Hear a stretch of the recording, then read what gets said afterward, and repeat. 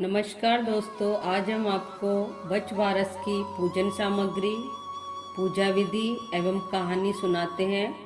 इसे ध्यान से सुनिएगा। पूजा के लिए भैंस का दूध और दही, भीगा हुआ चना और मोठले, मोठ बाजरे में घी और चीनी मिलाए, गाय के रोली का टीका लगाकर चावल के स्थान पर बाजरा लगाए। बायने के लिए एक कटोरी में भीगा हुआ चना, मोठ, बाजरा और रुपया रखे। इस दिन बछड़े वाली गाय की पूजा की जाती है। यदि गाय की पूजा नहीं कर सकते तो एक पाटे पर मिट्टी से बछ बारस बनाते हैं और उसके बीच में एक गोल मिट्टी की बावड़ी बनाते हैं। फिर उसको थोड़ा दूध दही से भर देते हैं। फिर सब चीज़ें चढ़ाकर पूजा करते हैं। इसके बाद रोली दक्षिणा चढ़ाते हैं, स्वयं को तिलक निकालते हैं, हाथ में मोठ और बाजरे के दाने को लेकर कहानी सुनते हैं। बच बारस के चित्र की पूजा भी की जाती है। कहानी इस प्रकार है। बहुत समय पहले की बात है। एक गांव में एक साहूकार अपने 7 बेटों और पोतों के साथ रहता था। उस साहूकार ने गांव में एक तालाब बनवाया था, लेकिन 12 सालों तक वो तालाब नहीं भरा था। तालाब नहीं भरने का कारण पूछने के लिए उसने पंडितों को बुलाया। पंडितों ने कहा कि इसमें पानी तभी भरेगा जब तुम या तो अपने बड़े बेटे या अपने बड़े पोते की बलि दोगे। तब साहूकार ने अपने बड़ी बहू को तो पीहर भेज दिया और पीछे से अपने बड़े पोते की बलि दे दी। इतने में गरजते बरसते बादल आए और तालाब पूरा भर गया। इसके बाद बच बारस आई और सभी ने कहा कि अपना तालाब पूरा भर गया है, इसकी पूजा करने चलो।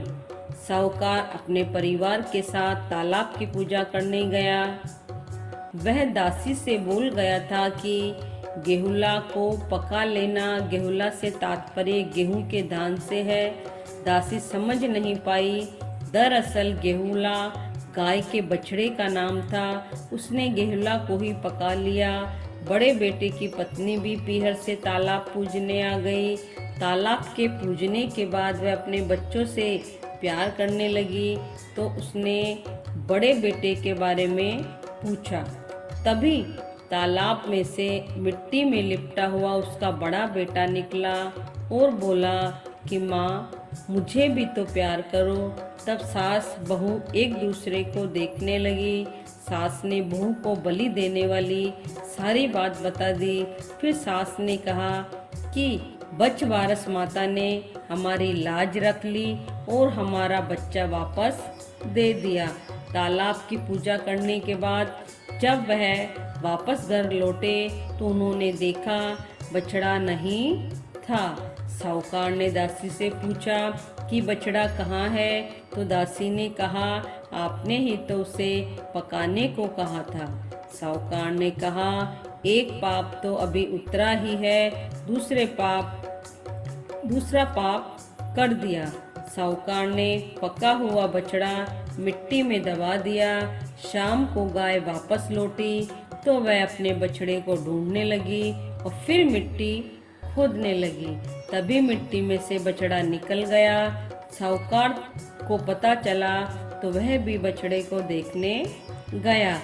उसने देखा कि बछड़ा गाय का दूध पीने में व्यस्त था।